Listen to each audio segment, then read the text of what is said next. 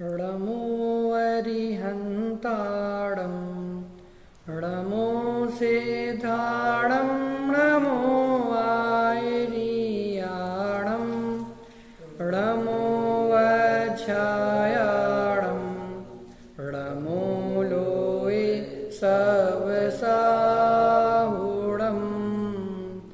मङ्गलं भगवान् वीरो मङ्गलं गौतमो घड़ी मङ्गलं कुन्दकुन्दाद्यो जैन धर्मोऽस्तु मङ्गलं सर्वमङ्गलमाङ्गल्यं सर्वकल्याणकारकं प्रधानं सर्वधर्माणां जैनं जयतु शासनं जैनं जयतु शासनम। भक्तामर स्तोत्र एक ऐसा स्तोत्र जो जैन समाज में सर्वमान्य है। जैसे तत्वार्थ सूत्र ग्रंथ की अपने आप में एक महत्ता है, दिगंबर श्वेतांबर सभी को स्वीकार है, ऐसे ही यह स्तुति स्तोत्र साहित्य में यह भक्तामर स्तोत्र सभी संप्रदायों में प्रचलित है। दिगंबर, श्वेतांबर, स्थानकवासी, बीसपंथी सभी संप्रदायों में इसको समान रूप से स्वीकार करते हैं और इसका पाठ किया जाता है। इसका दूसरा नाम क्या है भक्तामर स्तोत्र का? आदिनाथ स्तोत्र अथवा आदिनाथ स्तुति। लेकिन मूल रूप से यदि आदिनाथ भगवान की चर्चा देखी जाए सिर्फ और सिर्फ पहले और दूसरे श्लोक में, जो मंगलाचरण स्वरूप जिन्हें कह सकते हैं, उसमें ही मात्र चर्चा की गई है। युगम युगादौ पादौ प्रथमम जिनेन्द्रम तम प्रथमम जिनेन्द्रम, तो प्रथम जिनेन्द्र कह करके उनकी स्तुति कर दी गई है। और युगादौ युग की आदि में हुए, तो इतने चिन्हों को यदि आप छोड़ दें तो बाकी के 46 श्लोक सभी तीर्थंकरों पर घटित हो सकते हैं, क्योंकि वही 8 प्रार्थियार महावीर के हैं, वही नेमिनाथ के हैं, वही पारसनाथ के हैं, वही आदिनाथ के हैं। माने सभी तीर्थंकरों की वही स्तुति है। बोलो और क्या अलग प्रकार से स्तुति करें? सभी तीर्थंकरों का बल समान रूप से, समोसरण का जो विस्तार बनता है बस वो तो कालक्रम के अनुसार घटता गया है, इसमें तो घटना ही घटना है सब कुछ। लेकिन मूल रूप से दिव्य ध्वनि भी दिव्य ध्वनि का उपदेश करेंगे तो वही करेंगे, वही छत्र चमर भामंडल वो सब कुछ वही का वही रहेगा। बात समझ में आई ना? और उसका स्वरूप भी वैसा ही का वैसा रहेगा। तो आगे जितनी भी स्तुति करेंगे वो सभी की सभी 24 तीर्थंकरों पे घटित हो सकती है, यदि इन सिर्फ 2 शब्दों को हटा दिया जाए तो। बात समझ में आई ना? चलिए, तो ये भक्तामर स्तोत्र आज काव्य नंबर 1 और 2 इस पे अपन अपनी चर्चा यहाँ पे करने वाले हैं। देखिए, मैंने कल आपको स्तुति की परिभाषा बताई थी, इसमें ही आगे आपकी पुस्तक में भी लिखी है। ये पेज नंबर 9 पे प्रस्तावना का दूसरा पेज कि देखना, भूता भूत गुणोद भावनम स्तुति। भूत माने जो है और अभूत माने जो नहीं है, ऐसे गुणों का उद्भावन करना, ऐसे गुणों को प्रकट करना, ऐसे गुणों का प्रकटीकरण करना, वो स्तुति कहलाती है। माने भगवान में दिखाई देंगे, भगवान में जो गुण हैं उनकी तो स्तुति की जाएगी कि सब भीतरागी हो, तो ऐसी स्तुति भी की जाएगी। और उसके साथ ही साथ ऐसा भी कह दिया जाएगा इस भक्तांबर में, क्या कहा जाएगा कि हे जिनेन्द्र भगवान, आपके निमित्त से तो मिथ्यात्व का भी क्षय हो जाता है, तो फिर रोग कौन सी बड़ी चीज है? सांसारिक रोग तो वैसे ही विलय को प्राप्त हो सकते हैं। बात समझ में आई ना? तो दोनों प्रकार से चर्चा, तो विरोधाभास लगेगा हमें, लेकिन कहते हैं कि स्तुति करने की महत्ता यही है कि हम दोनों प्रकार से उसकी चर्चा कर सकते हैं। जो गुण विद्यमान हैं उनकी भी चर्चा करना, और जो गुण विद्यमान नहीं है उनकी भी बढ़ा चढ़ा करके चर्चा करना, ये स्तुति की श्रेणी में आता है। तो स्तुति की परिभाषा क्या है? भूता भूत गुणोद भावनम स्तुति। भूत माने जो है, अभूत माने जो नहीं है, ऐसे गुणों का उद्भावन करना, प्रकटीकरण करना, उसको स्तुति कहने में आता है। चलिए बात करते हैं काव्य नंबर 1 और 2। एक साथ बोलते हैं, सभी को उच्चारण पता होगा। भक्तामर प्रणत मौलिमणि प्रभु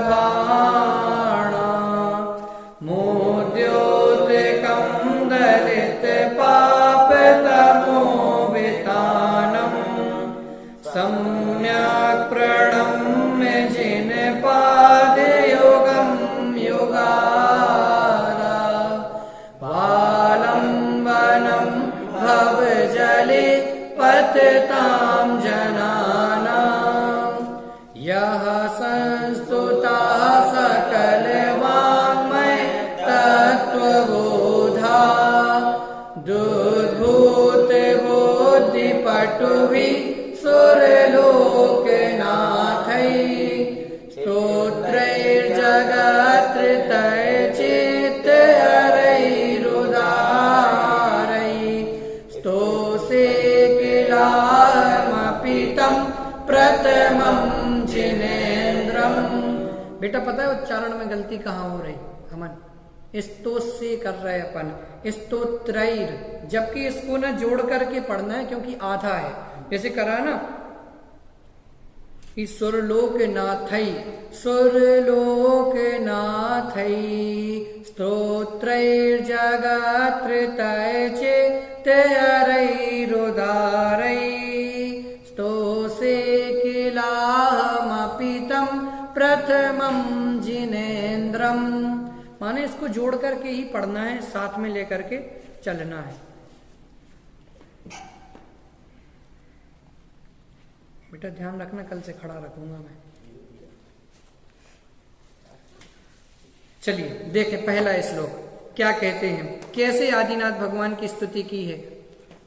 आदिनाथ भगवान कैसे हैं? अब देखना, चमत्कार में मत फंस जाना, आचार्यों के कथन को समझना।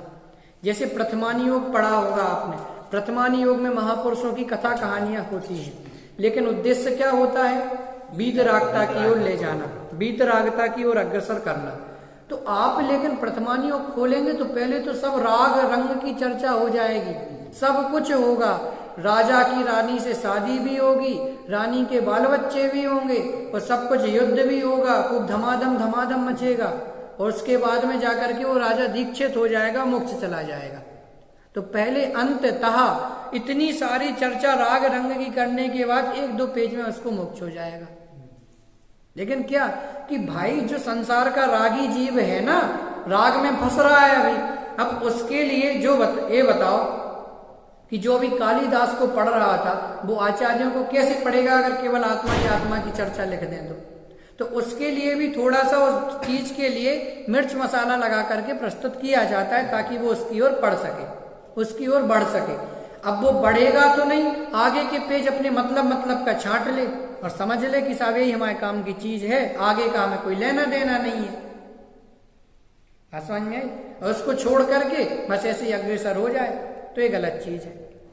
तो यहां पर भी जो आचार्य देव ने प्रस्तुतिकरण किया है, जो यहाँ पे प्रस्तुत करेंगे कि हे भगवान आपके प्रभाव से रोग भी शांत हो जाते हैं, आपके प्रभाव से ऐसा हो जाता है वैसा हो जाता है, तो इसे मात्र केवल स्तुति पूर्ण अथवा जो स्तुति की परिभाषा पड़ी है भूता भूत गुणोद भावनम स्तुति, उसके अनुसार ही यहाँ पे वर्णन किया गया है।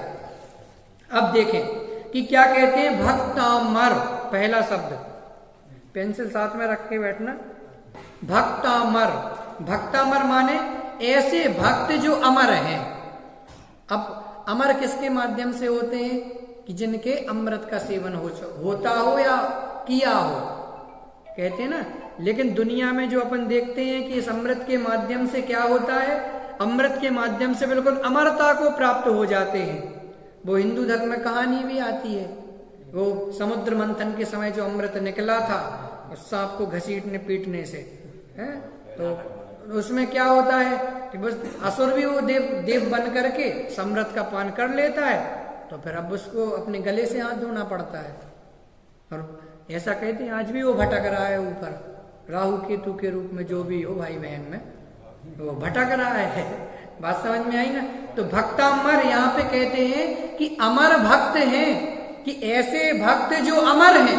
वो कौन से हैं? देवता। कौन से देवता? जो ये 16 स्वर्गों इत्यादि में जो निवास कर रहे हैं, ऊर्ध्व लोक में जो हैं वो देवता। यहाँ पे सिद्ध भगवान को नहीं लेना है, अमर भक्त में देव कह दिया तो वो किसके भक्त हैं? अष्टपौड़ में तो ऐसा लिखा है, वो तो उनके भक्त हैं जिनके हमें भी भक्त होना है। हम भगवान की स्तुति करते हैं, और भगवान उनकी स्तुति करते हैं जिनके माध्यम से वे भगवान बने हैं। तो किसकी स्तुति करते हैं कि साहब वे किसकी स्तुति करते हैं? वे आत्मा की स्तुति करते हैं। वंदनीय हो गए प्रभु निज का वंदन कर, ये सिद्धायतन में लिखा है। एक मान स्तंभ के बाजू में एक साइड में एक पिलर सा लगा है, वंदनीय हो गए प्रभु निज का वंदन कर, हुए जगत आराध्य स्वयं का आराधन कर। कि वंदन उनने किन को किया? हम सिद्ध भगवान को कर रहे हैं, और सिद्ध भगवान वंदन उसको कर रहे हैं जिसके माध्यम से वो सिद्ध बने हैं। तो भक्तामर, भक्तामर शब्द का माने भक्त प्लस अमर। ऐसे भक्त जो अमर हैं माने देवतागण, क्योंकि देवताओं के लिए एक तो भूख प्यास होती नहीं है, और भूख प्यास की इच्छा होती है तो कंठ से अमृत झर जाता है। लेकिन अमृत झरता है तो कब झरता है? कि जैसे किसी देवता की आयु 33 सागर की है, अगर 33 सागर की आयु है तो उस 33 सागर की आयु उतनी ही 1000 वर्षों बाद अमृत झरेगा। यदि किसी देवता की आयु 33 सागर की है तो 33,000 वर्ष बाद उसके गले से अमृत ऑटोमेटिक झड़ जाएगा। अगर किसी की आयु 21 सागर की है तो कितने वर्षों बाद? 21,000 वर्षों बाद। किसी की आयु यदि 1 सागर की है तो 1000 वर्षों के बाद उसके कंठ से ऑटोमेटिक अमृत झड़ जाता है। बात समझ में आई ना? तो कहते हैं कि उनके तो अमृत का पान होता ही रहता है, लेकिन देखो ऐसा भी अमृत किस काम का कि मरना तो आखिरकार है ही। वो अमृत भी अमृत को नहीं दिला सका, मरना तो उसके भी माध्यम से ही है। बात समझ में आई? तो ऐसे भक्त जो अमर हैं माने देवतागण। अब वो देवतागण कैसे हैं? अगला शब्द देखें, प्रणत। प्रणत माने झुके हुए, प्रणत माने झुके हुए, माने झुके हुए देवताओं की। अब झुकेंगे कहाँ? भगवान के चरणों में ही झुकेंगे। तो प्रणत माने झुके हुए देवताओं की। मौली, मौली माने मुकुट। मौली शब्द का अर्थ क्या है? मुकुट। कि झुके हुए देवताओं के मुकुट की मणि। मणि माने जो उसमें विशेष रत्न लगे होते हैं, राजागण को शौक होता ही है, तो जो रत्न विशेष लगे हुए हैं, तो झुके हुए राजाओं के मणि की प्रभाणाम। प्रभाणाम माने चमक को। प्रभा माने क्या होता है? चमक। रत्न प्रभा, शर्करा प्रभा की रत्नों जैसी चमक है, शक्कर जैसी चमक है, बालू जैसी चमक है। ऐसे ही रत्न मुकुट की मणियों की प्रभाणाम। प्रभाणाम माने प्रभा को या चमक को। अब देखना, प्रभाणाम मुद्योतकम। अब दोनों शब्दों को जोड़ना एक बार, प्रभाणाम मुद्योतकम। तो संधि विच्छेद इसका क्या होगा? बोलो प्रिंस। प्रभाणाम उद्योतकम। तो इसको दोनों को अलग अलग करो। कितने शब्द हैं? 2। कौन कौन से? एक प्रभाणाम और एक मुद्योतकम। बेटा प्रभाणाम जब अलग हो गया तो वो दूसरा शब्द भी अलग होगा ना, उद्योतकम। प्रभाणाम और उद्योतकम, ठीक। तो झुके हुए देवताओं के मुकुट की मणियों की प्रभाणाम माने चमक को, उद्योतकम माने प्रकाशित करने वाले। उद्योतकम माने प्रकाशित करने वाले। देखो भाई कैसा वर्णन किया है कि कहते चमक को भी चमकदार बना दिया है। क्या कह रहे कि प्रभाणाम और उद्योतकम माने चमक को भी चमकदार बनाने वाले, या रत्नों की प्रभा को, उसकी जो दिखाई देती है कांति, उसको और भी प्रकाशित करने वाले। जैसे कहते हैं इस दुनिया में बहुत अच्छी कोई सुंदरी दिख जाए, कोई बढ़िया दिख जाए आगम है, तो क्या क्या भाव आता है? फिर जो गुणगान गाए जाते हैं कि साहब देखने में तो बहुत बढ़िया है, तुम तो वैसे ही बहुत अच्छी लगती हो, और अब तो तुमने जो ये अपने इसके ऊपर ये लगाया हुआ है उससे तो 4 चांद लग गए हैं। बात समझ में आई ना? अरे साहब तुम तो ऐसी लगती हो, लेकिन ये जो तुमने अपने यहाँ पर ये फूल लगा लिया है, ये कुछ कर लिया है, तो उससे क्या है, तो ऐसा लगता है कि स्वयं चंद्रमा ऊपर से आकर के उतर गया हो। ऐसे गुणगान करते हैं। तो यहाँ क्या कह रहे हैं कि मुकुट की मणियों की प्रभा को प्रकाशित करने वाले, माने चमक को चमकदार बनाने वाले। कि देवताओं की कांति स्वयं बहुत होती है, बहुत कांति होती है पूरे शरीर में। बात समझ में आई ना? अब वो देखना, तो अब वो भगवान के चरणों में झुक रहा है। अब भगवान के चरण कैसे हैं? अब भगवान की तो जब समूह शरण में बैठते हैं, अथवा जब इतना महात्म होता है कि उनके आगे सूर्य और चंद्रमा का प्रकाश भी कुछ नहीं होता।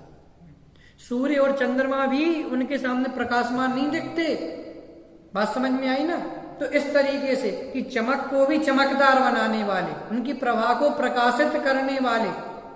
और उसमें लिखा ना, और सुनो, लोक में तो सूरज और चंद्रमा की तुम्हें ये आभा तो जैसे चंद्रमा की अच्छी लगने लगती है, ये ठंडक रहेगी, और सूरज की वो आताप देगी तुम्हें, तो अच्छा बुरा, किसी को चंद्रमा बुरा लगने लगता है, तो अच्छा बुरा दोनों प्रकार की स्थितियां बनेंगी।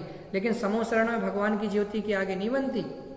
जिसकी दिव्य ज्योति के आगे फीका पड़ता सूर्य प्रकाश, स्वयं ज्ञानमय स्वपर प्रकाशी, परम शरण मुझको वै आप। ऐसा कुछ छंद है ना, नीरव निर्झर में लिखा है कि जिनकी दिव्य ज्योति के आगे ये सूर्य और चंद्रमा, इनका प्रकाश भी फीका पड़ जाता है।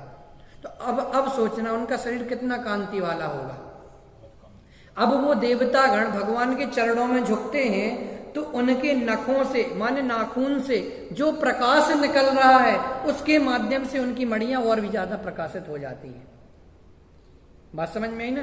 ये रोड के किनारे साइड में रात्रि के लिए लगाए जाते हैं ना, छोटे छोटे से, वो दिन में तो प्रकाशमान नहीं दिखाई देते, लेकिन रात में ऑटोमेटिक उस पर जैसे लाइट का संपर्क पड़ता है तो प्रकाशित होने लगते हैं और समझ में आने लगता है। ऐसी समझ लो कि वो देवतागण की, कि वैसे ही वो इतने चमकदार हैं, और जैसे ही भगवान के इसके संपर्क में आए, वो नमस्कार करने के लिए ऐसे झुके, तो स्वाभाविक रूप से जब सिर झुकाया तो मुकुट भी झुकेगा, तो मणियां उनके चरणों की ओर गईं, तो वो भी प्रकाशमान होने लगी। तो इसलिए चमक को भी और चमकदार बना दिया है। समझ में आई ना? तो फिर से देखें, भक्तामर माने अमर भक्त, अमर भक्त माने कौन? देवतागण।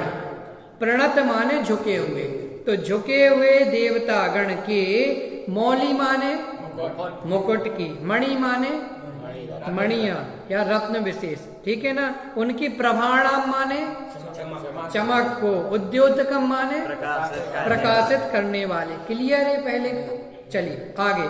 दलित पाप तमोवितानम कि क्या कहते हैं? दलित माने, दलित माने उनका दलन कर दिया है। तुम मोह महातम दलन वीर, दो धर तप संयम धरण धीर। कि क्या कहा कि मोह रूप की दलित, दलित माने उसका दलन कर दिया है, नाश कर दिया है। किसका नाश कर दिया है? पाप। अकेला पाप नहीं, पाप को किसकी संज्ञा दी है? तमो, तमह माने अंधकार, पाप रूपी अंधकार का। इतना ही नहीं, और क्या लिखा? वितानम माने समूह। तो पाप रूपी अंधकार के समूह का दलन करने वाले माने नाश करने वाले। तो पाप रूपी अंधकार के नाश करने वाले। तो दो हो गए स्टेप, कि झुके हुए देवताओं के मुकुट की मणियों को अपनी प्रभा से चमकदार बनाने वाले, अथवा उनके मणियों की चमक को भी और भी प्रकाशित करने वाले, पहला। दूसरा क्या है कि पाप रूपी अंधकार के समूह को नष्ट करने वाले। अब पाप को भी अंधकार इसलिए कहा है क्योंकि प्राणी पाप करते करते गर्त में डूबता है, खोटी गति में जाता है। जिस प्रकार से अंधे व्यक्ति को, अथवा जो अंधकार में व्यक्ति चलता है, उसे ये नहीं दिखाई देता कि मैं कहाँ जा रहा हूं, कहाँ गिर जाऊंगा, वो सहज में गिर पड़ता है। वैसे ही जो पाप रूपी गड्ढे में फंसा हुआ है, पाप रूपी अंधकार में फंसा हुआ है, उसे ख्याल में नहीं आता मैं क्या कर रहा हूं, वो भी निश्चित रूप से संसार में डूबता ही डूबता है। बात समझ में आई ना? चलिए, अब दो स्टेप हो गए, अब तीसरा आगे पढ़ते हैं। अब देखना यहाँ पे नीचे देखना, चौथी लाइन में, भव जले पतताम जनानाम वालंबनम। पहले तीसरी लाइन से ही करते हैं। तो क्या कहते हैं? सम्यक प्रणम्य। सम्यक प्रणम्य माने, सम्यक माने अच्छी प्रकार से, भली भांति प्रणम्य माने नमस्कार करके। ये ल्यप प्रत्यय का प्रयोग होता है या बचता है शेष, तो प्रणम्य माने नमस्कार करके, प्रणाम करके। तो अच्छी प्रकार से नमस्कार करके, भली भांति नमस्कार करके, कहाँ नमस्कार करके? जिन पाद युगम माने जिनेन्द्र भगवान के, जिन माने जिन्होंने इंद्रियों को जीत लिया, राग द्वेष मोह को जीत लिया, ऐसे जिनेन्द्र भगवान, उनके पाद माने पैर, ठीक है ना। तो पैरों को, तो पाद युगम माने दोनों, ठीक है ना। तो जिनेन्द्र भगवान के पाद युगम माने दोनों पैरों में सम्यक प्रणम्य माने भली भांति नमस्कार करके। अब कौन के? योगादौ माने युग के आदि में हुए, युग के आदि में हुए जिनेन्द्र भगवान के चरणों में सम्यक प्रणम्य माने सम्यक प्रकार से नमस्कार करके, भली भांति नमस्कार करके। ये अर्थ क्लियर हुआ? सम्यक प्रणम्य माने अच्छी तरह से नमस्कार करके। कहाँ नमस्कार करके? जिन पाद युगम, जिनेन्द्र भगवान के दोनों चरणों में, ठीक है ना। युगम माने दोनों, ठीक है। अब कौन से कि कहाँ पे तो क्लियर कर दिया, लेकिन किसके? तो युगादौ, युग के आदि में हुए। अब देखना, आदिनाथ भगवान युग के आदि में तो हुए थे, युग के आदि में तो हुए हैं, लेकिन पहले मोक्ष नहीं गए। बात ख्याल में? युग के आदि में क्या चौथे काल में थोड़ी, तीसरे काल के अंत में हो गए थे भगवान। लेकिन मूल रूप से देखो, पहले के 3 कालों में तो क्या भोग भूमि रही, तो उसमें तो कोई वैसे भी ऐसा पुरुषार्थ नहीं कर सकता कि वो मोक्ष चला जाए। भोग भूमि माने भोगों की मुख्यता है, सब जो चाहिए तो सब जे लगे हैं कल्प वृक्ष। सब मुझे वस्त्र चाहिए तो वस्त्र में लगे, पानांग नाम का कल्प वृक्ष लगा है, तो हमें आज खान पाने की ये चीजें चाहिए, वो में लग गया। किसी को बजाने का मन लगा कर रहा हो, साहब हमें तरह तरह के बैंड चाहिए, तो ले साहब ये रखे हैं बैंड तरह तरह के, ले बजा। 10 प्रकार के कल्प वृक्ष हैं, सबके लिए अपनी अपनी व्यवस्था है, अपनी अपनी सुविधाएं थी। तो खाना पीना हो, सब करना हो, सब मिल जाता था ऑटोमेटिक। लेकिन जब कालक्रम से धीरे धीरे जाकर के कल्प वृक्ष की व्यवस्था खत्म हो गई है, और वो कल्प वृक्ष की कांति जब आखिरी में बसते बसते क्षीण होने लगी, तभी सूर्य चंद्रमा भी दिखने लगे, तो डर गए, साहब ये क्या है? क्योंकि सूर्य चंद्रमा इसके पहले किसी ने देखे नहीं थे तो, लेकिन उनकी कांति के आगे दिखाई ही नहीं देते थे। फिर बस वो सारी की सारी व्यवस्था धीरे धीरे बनी। फिर कर्म भूमि को जो नाभीराय कुलकर आदिनाथ के पिता थे के माध्यम से, और फिर असीमसी कृषि विद्या वाणिज्य शिल्प का उपदेश आदिनाथ के माध्यम से दिया गया। तो युग के आदि में हुए, बात समझ में आई ना? क्योंकि उधर तो बाहुबली को मोक्ष हो गया था, इनका उपदेश चल रहा था तब। 60,000 वर्ष तक उपदेश तो वैसे ही चलता रहा, लगभग 60,000 वर्ष हुए थे। आदि बाहुबली ने दीक्षा ली, साल भर खड़े रहे, उसके मोक्ष चले गए। बात समझ में आई ना? तो लेकिन युग के आदि में हुए, मूल जो मार्ग था, जो प्रवृत्ति थी, वो इनके माध्यम से प्रकाशित हुई थी। क्योंकि जब आदिनाथ स्वामी ने दीक्षा ली थी, तब उनके साथ 4,000 और लपेटे में आ गए थे। वो कच्छ राजा, उन्होंने कहा साहब हम भी, अब ठीक है तुम भी कर तो दिया है, लेकिन क्या साध पाओगे? तो साध नहीं पाया, भटकते रहे। और फिर बस कुछ घंटे हुए, थोड़ा समय बीता, तो भूख प्यास से लगे, कह रहे कि साहब कपड़े वैसे ही खुलवा दिए, ये व्यवस्था ऐसी चल रही है, और भूख प्यास से वैसे ही मरे जा रहे हैं जी हैं, तो कुछ बोलने का नाम नहीं ले रहा। अब क्या किया जाए? क्योंकि तीर्थंकर जैसे दीक्षित होते हैं, उसके बाद कुछ बोलते नहीं है, और केवल ज्ञान भी हो जाए तो ही बोलते नहीं है, दिव्य ध्वनि करती है मात्र सर्वांग से, होंठ तो हिलते नहीं है। बात समझ में? तो उनने तो कपड़े उतार दिए, दीक्षा ले ली, तो अब तो उन्हें कुछ बोलना नहीं है। तो ऐसे तो जिनेन्द्र भगवान जो कि युग के आदि में हुए हैं, माने कौन? आदिनाथ भगवान, ठीक है। तो युग के आदि में हुए जिनेन्द्र भगवान आदिनाथ भगवान के चरण कमलों को, दोनों पैरों को, दोनों चरणों को सम्यक प्रणम्य माने भली भांति नमस्कार करके, ठीक है ना। अब इसका अर्थ यहीं तक जुड़ेगा, ठीक है ना, फिर दूसरे से कनेक्ट होगा। अब क्या करते हैं, अब चौथी लाइन देखना, ऊपर दो विशेषताएं पड़ी थी आदिनाथ भगवान की, कौन कौन सी, कि झुके हुए देवताओं के मुकुट की मणियों की चमक को प्रकाशित करने वाले पहली विशेषता, और दूसरी विशेषता क्या थी कि पाप रूपी अंधकार के समूह का नाश करने वाले दूसरी विशेषता। अब तीसरी विशेषता देखना, आलम्बनम भव जले पतताम जनानाम, ठीक है ना।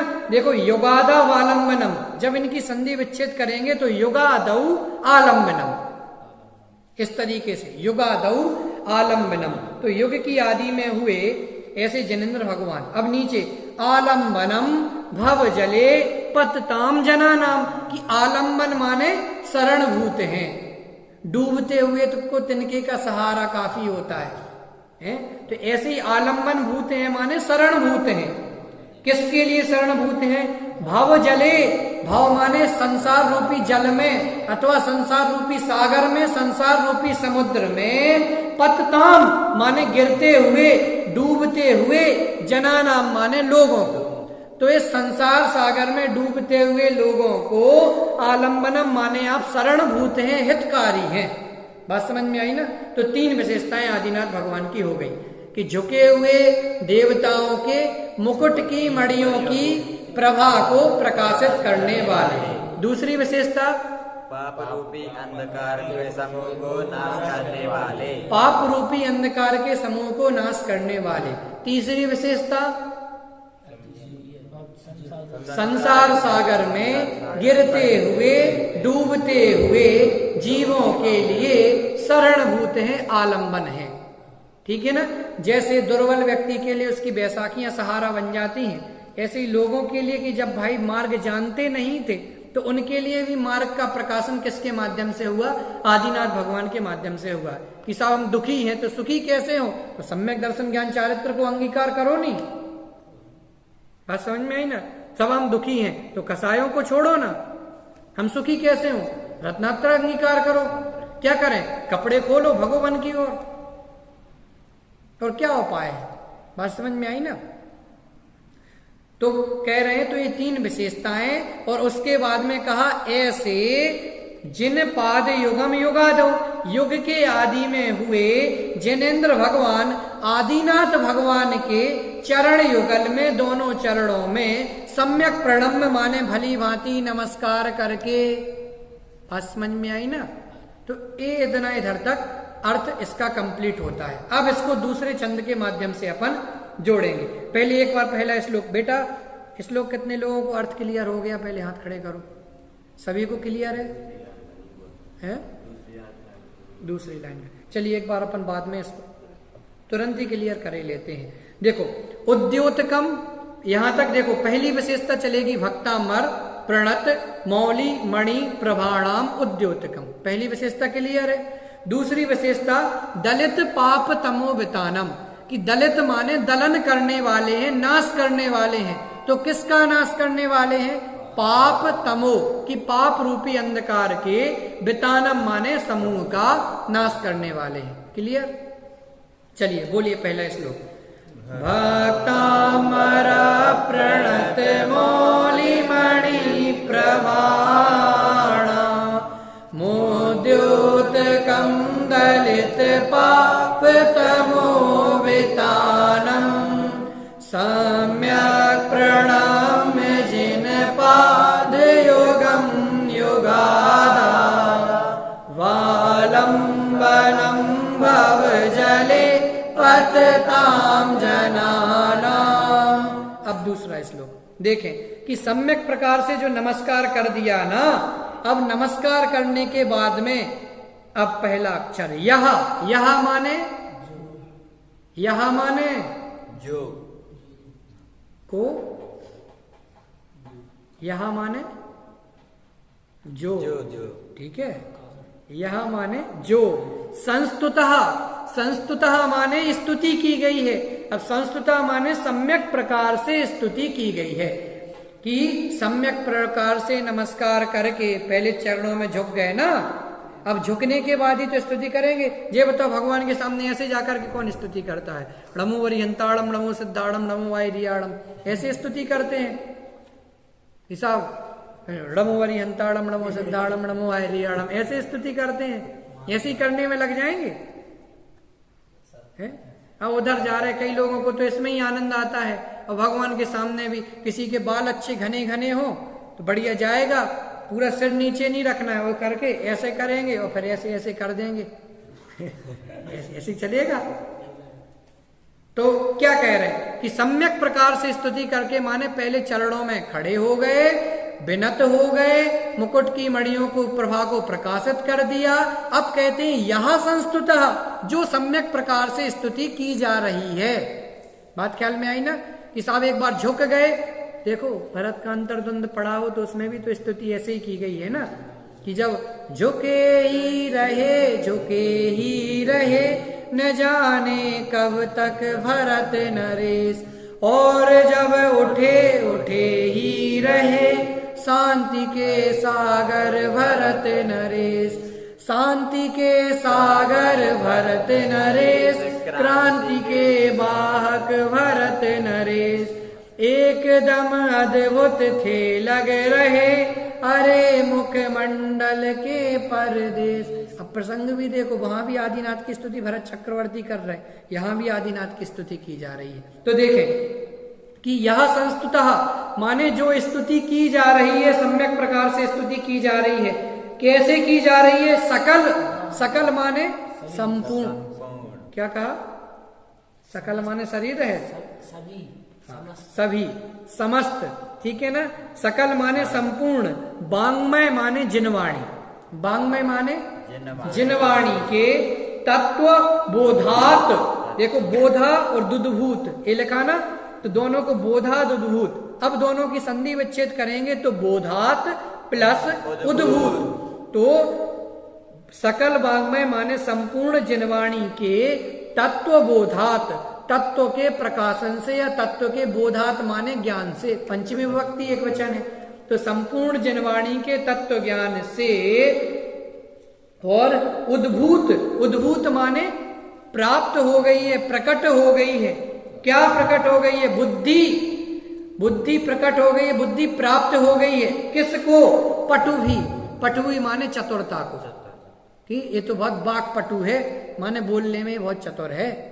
तो बाकपटु, ऐसे यहाँ पे बुद्धि पटुभी की बुद्धि चतुरता को प्राप्त हो गई है, या बुद्धि की कुशलता प्राप्त हो गई है। किसकी? सुर लोक नाथई कि ऐसे सुर लोक नाथई माने तृतीय विभक्ति कि देवेंद्रों के द्वारा, सुर है ना, देवतागण है, तो ऐसे देवेंद्रों के द्वारा, ऐसे देवताओं के द्वारा। तो सुर लोक नाथई माने या देवगण ऊपर ऊर्ध्व लोक में जितने भी देवता हैं उन सभी के द्वारा, सुर लोक नाथई उन सभी के द्वारा भगवान की जो स्तुति की गई है।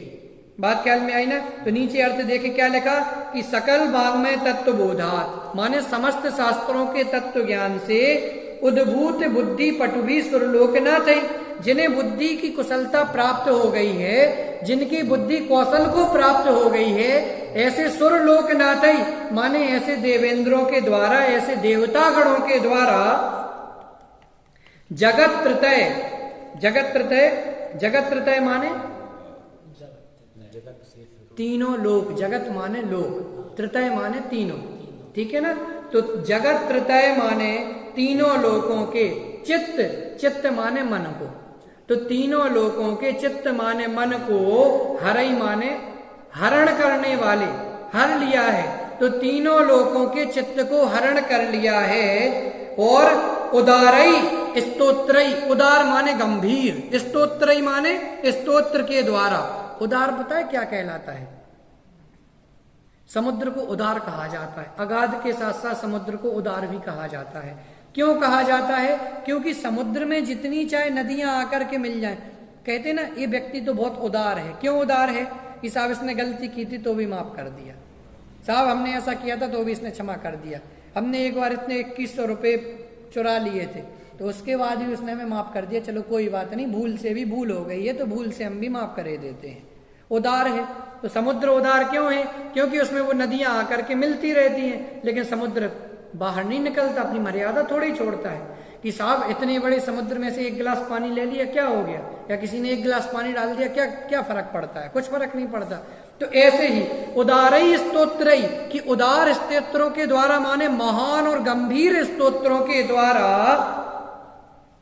जो यह संस्तुता जिनकी स्तुति की गई है। अब ऊपर जो यह संस्तुता लिखा था ना, तो जो स्तुति की गई है या जिनकी स्तुति की गई है, ऐसे तम प्रथमम जिनेन्द्रम उन प्रथम जिनेन्द्र की, या ऐसे आदिनाथ जिनेन्द्र की, प्रथम जिनेन्द्र आदिनाथ को कहा है, तो ऐसे तम माने उन, प्रथम माने पहले, जिनेन्द्रम माने आदिनाथ जिनेन्द्र की, किल माने वास्तव में, किल माने शूट करना नहीं, मारना नहीं, वो इंग्लिश में है। तो किल माने वास्तव में, अहम यानी मैं, अपी माने भी, स्तोष से माने स्तुति करूंगा। कि पहले इन्होंने बता दिया कि साहब देखो तो किस किस के माध्यम से स्तुति की गई है, जिन्हें संपूर्ण जनवाणी का तत्व ज्ञान प्राप्त हो चुका है, उनके माध्यम से स्तुति की गई है। अब मैं क्या करूं? अब लेकिन मैं भी अपनी शक्ति के अनुसार थोड़ी बहुत स्तुति करूंगा। इसके लिए वो आगे तीसरे छंद में प्रकाश डालेंगे। एक बार दूसरे छंद को फिर से देखें। सकल वांग्मय तत्व बोधात कि सकल माने संपूर्ण, वांग्मय माने जनवाणी के, तत्व बोधात माने तत्व ज्ञान से, उद्भूत माने प्राप्त हो गई है, बुद्धि पटुभी जिनकी बुद्धि चतुरता को या कौशलता को प्राप्त हो गई है, ऐसे सुरलोकनाथ है, ऐसे देवेंद्रों के द्वारा, और जगत त्रतय माने तीनों लोकों के, चित्त माने मन को, हरई माने उदार, हरई माने हरण करने वाले, और ऐसे उदारई स्तोत्रों, उदारई स्तोत्रई उदार स्तोत्रों के द्वारा, गंभीर स्तोत्रों के द्वारा, यह संस्तुता माने जो स्तुति की गई है। अब देखो इसके दोनों अर्थ लगा लेना। जो स्तुति की गई है माने देवताओं ने वचनों से जो स्तुति की है, और जिनकी स्तुति की गई है माने आदिनाथ जिनेन्द्र की स्तुति। आप नोट कर लेना, जो स्तुति की गई है और जिनकी स्तुति की गई है। तो जो स्तुति की गई है माने वचनों के माध्यम से जो स्तुति की गई है वैसे, और जिनकी स्तुति की गई है माने ऐसे आदिनाथ जिनेन्द्र की, तम प्रथमम जिनेन्द्रम उन प्रथम जिनेन्द्र की, किल माने वास्तव में, अहम माने मैं, अपी माने भी, स्तोष से माने स्तुति करूंगा। इसमें कोई डाउट किसी को? नहीं। कुछ भी वो पूछ लेना, एक एक शब्द अपन पढ़ते हुए चलेंगे। तीसरी लाइन देखें कि जगत त्रतय माने तीनों, जगत माने लोक, त्रतय माने तीन, तो तीनों लोकों के, चित्त माने मन को, हरई माने हरण करने वाले, और उदारई स्तोत्रई जो आगे लिखा है, और उदार स्तोत्रों के द्वारा, तृतीय विभक्ति है उदार स्तोत्रई में, तो उदार माने गंभीर स्तोत्रों के द्वारा, तम प्रथमम जिनेन्द्रम यह संस्तुता जो स्तुति की गई है, तम प्रथमम जिनेन्द्रम उन प्रथम आदिनाथ जिनेन्द्र की, किल माने वास्तव में, अहम माने मैं, अपी माने भी, स्तोष से माने स्तुति करूंगा। और किसी को? आगम पहले छंद की, अच्छा पहले छंद की चौथी लाइन, तो आलम्बनम भव जले पतताम जनानाम। देखो युगादव आलम्बनम लिखा ना, तो युगादव प्लस आलम्बनम तो अलग हो जाएगा। आप संधि लिखते चलना, विच्छेद मैं पेपर में भी दे सकता हूँ ये चीजें। तो युगादव माने युग के आदि में। अब आलम्बनम माने आलम्बन भूत है, भव जले माने संसार रूपी जल में, अथवा संसार रूपी सागर में, अथवा संसार रूपी समुद्र में, पतताम माने गिरे हुए, डूबे हुए, जनानाम माने लोगों को, तो संसार सागर रूपी जल में डूबते हुए लोगों के लिए जो शरणभूत है। ठीक है, क्लियर? दूसरे की चौथी लाइन, बेटा चौथी बोला करो, चौथी नहीं, चौथी। देखें, स्तोष से माने स्तुति करूंगा। कैसे करूंगा? किल, मजाक में कि सच्ची में? तो कहते किल, वास्तव में करूंगा, सच्ची में करूंगा, मजाक में नहीं लेना। कौन करेगा? अहम, अहम माने मैं माने कौन? मानतुंगा आचार्य, मैं भी। तो अपी माने भी लगा दिया। क्यों लगा दिया? क्योंकि जे लोग तो पहले ही कर चुके, उधर बैठे रहते हैं समूह शरण में, तो इसलिए मैं भी करूंगा। किसकी करूंगा? तम प्रथमम जिनेन्द्र उन प्रथम जिनेन्द्र की स्तुति मैं मानतुंग भी करूंगा। चलिए बोलिए अर्थ, तो श्लोक बोलिए। यह संस्तुता सकल वाङ्मय तत्त्वबोधा दुर्भूत बुद्धि पटुभि सुरलोकनाथै स्तोत्रै जगत्त्रय चित्तहरैरुदारै स्तोषे किलामपि तं प्रथमं जिनेन्द्रम्। इस प्रकार से आज अपने 2 छंदों की चर्चा कंप्लीट होती है। कल अपन तीसरे और चौथे छंद पे अपनी चर्चा यहाँ से करेंगे। ये दोनों श्लोक आप लोग याद करेंगे, कल आपसे पूछेंगे, इसका अर्थ भी पूछेंगे।